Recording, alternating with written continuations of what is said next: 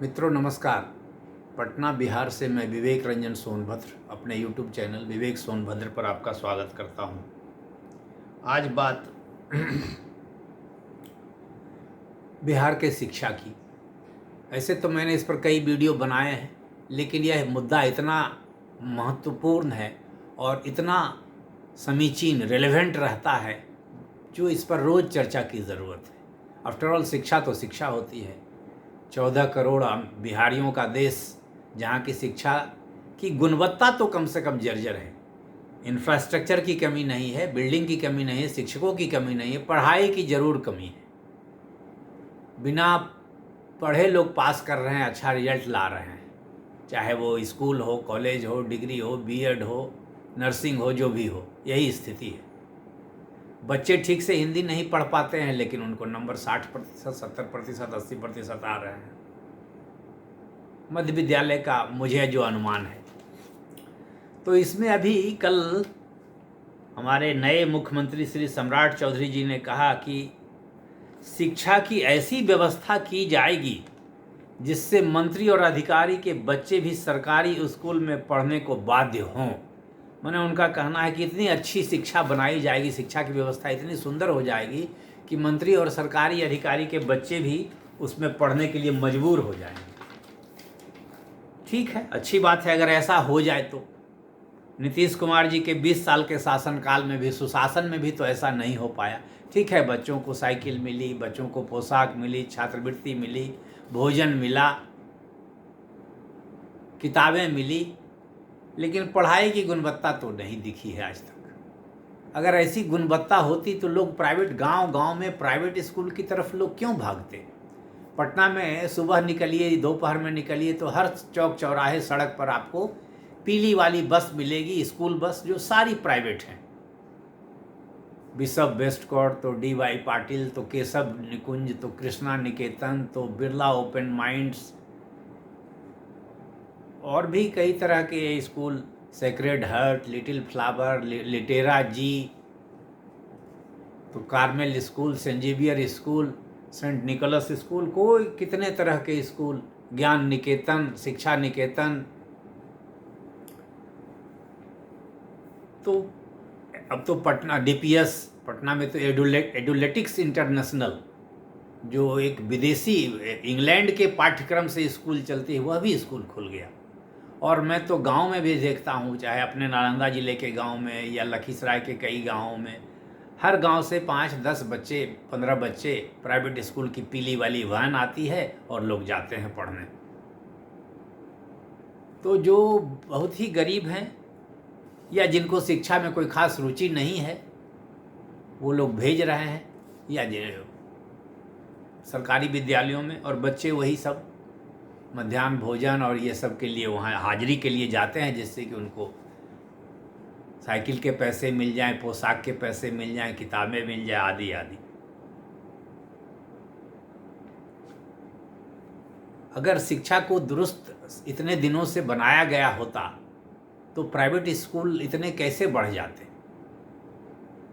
और रही बात कि ठीक है, मुख्यमंत्री जी ने, मुझे भगवान से मैं प्रार्थना करता हूं कि मुख्यमंत्री जी ने जो कहा है वह हो जाए। ऐसे मुझे उम्मीद नहीं है कि सरकारी अधिकारी और मंत्री के बच्चे सरकारी स्कूल में पढ़ें। कर्मचारी के बच्चे तो पढ़ ही नहीं रहे हैं, जो शिक्षक वहाँ काम करते हैं उनके बच्चे वहाँ नहीं पढ़ रहे हैं, तो अधिकारी और मंत्री के बच्चे कैसे पढ़ेंगे। और कोई ज़रूरी भी नहीं है कि पढ़ें ही। मैं इसका समर्थक नहीं हूँ कि सरकारी स्कूल में मंत्री के बच्चे पढ़े, अधिकारी के बच्चे पढ़े। जो भी पढ़ें, पढ़ाई हो, गुणवत्ता से पढ़ाई हो, यह नहीं कि किसी तरह सबको पास करा देना है। मेरी एक शिक्षिका से बात हो रही थी तो उन्होंने कहा कि मैं तो पास करा देता हूँ, मैं तो, हम लोगों का अप्रोच है कि बच्चे खूब पास करें, बढ़िया से पास कर जाएं। नहीं पास करेंगे तो फिर हम ही से पूछा जाएगा कि फेल क्यों कर गए, इनका एक्स्ट्रा क्लास लीजिए, ये करिए, वो करिए, वो करिए। ये स्थिति है। अब रही बात कि यह ऐसा हो क्यों नहीं रहा है। शिक्षा के मंदिर में शिक्षा की पढ़ाई हो क्यों नहीं। एक ज़माने में तो सरकार, हम लोगों के ज़माने में, आज से 40-50 साल पहले, तो सरकारी स्कूल में भी सारे बच्चे पढ़ते थे। 50 साल, मैं बात कर रहा हूँ 70s की, 70 के दशक की बात कह रहा हूँ।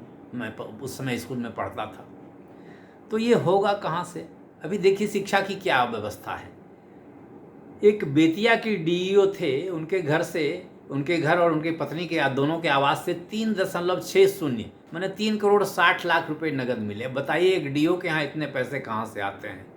तो आते हैं इसलिए कि उनको स्कूल में मध्याह्न भोजन आपूर्ति करवाना है, बेंच डेस्क की आपूर्ति करना है, बिल्डिंग बनाना है, स्मार्ट क्लास बनवाना है, सब में कमीशन आना है, तो आते हैं।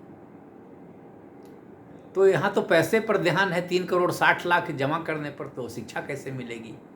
अब यहाँ बच्चा राय जैसे लोग हैं जिनके विद्यालय से बिना पढ़े लिखे लोग बोर्ड में टॉप कर जाते हैं और पॉलिटिकल साइंस का उच्चारण नहीं कर पाते हैं। बिहार में कई हजार शिक्षकों की डिग्री की जांच चल रही है 20 बरस से और अभी तक जांच पूरी नहीं हुई है। 2-3 हजार शिक्षक की जांच की डिग्री फर्जी पाई गई है।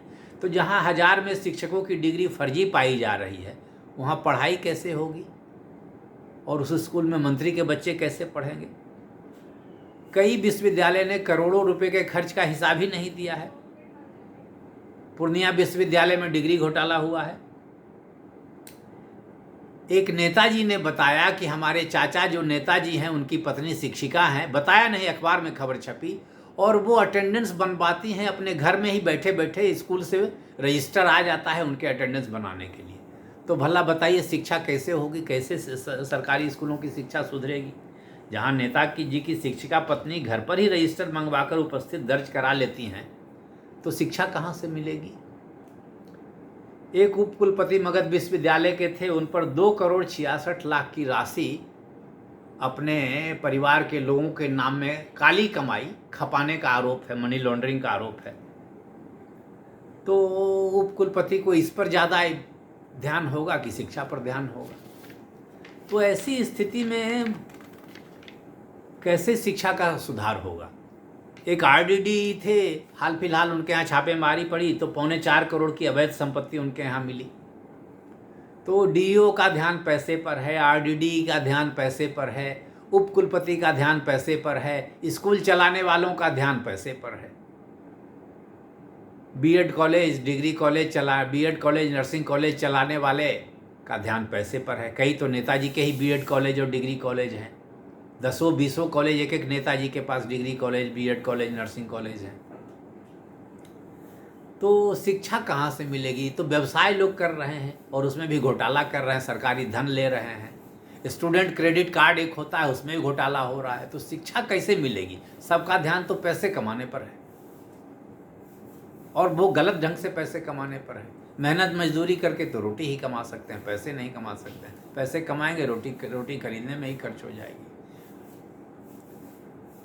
तो ये हालत है। इसलिए शिक्षा, जो मुख्यमंत्री जी ने कहा कि ऐसी शिक्षा की व्यवस्था बनाऊंगा, मुझे तो उम्मीद शून्य है। ऐसी कोई शिक्षा की व्यवस्था नहीं बन पाएगी बिहार में जिसमें कि मंत्री के बच्चे और अधिकारी के बच्चे वहाँ पढ़ने जाएंगे।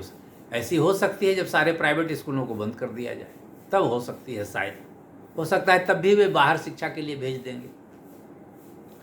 अब रहा बात कि जो सरकारी विद्यालय में जो बच्चे पढ़ते हैं वो कमज़ोर तबके, कमज़ोर मतलब आर्थिक दृष्टिकोण से कमज़ोर, और किसी दृष्टिकोण से वे कमज़ोर नहीं हैं। आर्थिक दृष्टिकोण से कमज़ोर बच्चे जो हैं, जिनके माता पिता कमज़ोर हैं, उन्हीं के बच्चे वहाँ ज़्यादा पढ़ने जाते हैं। और वो मेहनत मजदूरी खेती आदि करने वाले लोग हैं, तो वो उनकी उम्मीद है कि बच्चे उनका भी कुछ काम कर दें। जैसे खेत चले जाओ, वहाँ से ये ले आओ, वहाँ से ऐसे कर लो, ज़रा पानी पटाने में चलो मदद कर देना, आदि आदि भी खोजते हैं। गाय को खिला दो तो दूध पहुंचा दो, आदि आदि। तो उनको पढ़ने में उतनी गंभीरता से वे पढ़ाई को नहीं ले पाते हैं, क्योंकि रोजी रोटी में ही वे लोग व्यस्त हैं। तो बहुत मुश्किल है, असंभव तो कोई काम नहीं होता। अगर आप मुस्तफ़ा कमाल पाशा जैसे दृढ़ इच्छा शक्ति वाले हों तो कुछ भी हो सकता है, तो शिक्षा भी सुधर सकती है। लेकिन वह दृढ़ इच्छा शक्ति तो दिखती नहीं है। अगर ऐसी होती तो आप किसी भी शर्त पर उन 46 सीओ का निलंबन रद्द न करते, उसकी जांच होने देते और ज़्यादा सामग्री जुटाते, ईओयू को रेफर करते मामले अगर गड़बड़ी के हैं तो। लेकिन ऐसा तो कुछ हुआ नहीं। तो शिक्षा में आप सुधार में आप मेहनत करेंगे या नहीं, तो समय बताएगा। विश्वास अभी तत्काल नहीं होता है। तो मित्रों, आज शिक्षा की बात यही रही। अब देखिए, अगर हो सकता है मंत्री जी मेरी आशंका निराधार साबित हो तो बहुत अच्छी बात है। मुझे भी गौरव होगा कि नहीं, हमारे पास एक ऐसे मुख्यमंत्री आए जिन्होंने शिक्षा को ऐसा कायाकल्प कर दिया कि मंत्री, अधिकारी, कर्मचारी, शिक्षक, धनाढ़, सेठ, धन्ना सेठ, सबके बच्चे सरकारी स्कूल में पढ़ने जा रहे हैं। तो यह तो गौरव का, बिहार का गौरवशाली क्षण होगा, गौरवदायी समय होगा। तो लगेगा कि सचमुच हम लोग बुद्ध, महावीर और आर्यभट्ट और चाणक्य के वंशज लोग हैं। तो मित्रों, आज यहीं तक शिक्षा की बात। उम्मीद है मुझे आपको यह वीडियो पसंद आया होगा, मेरा यह वीडियो।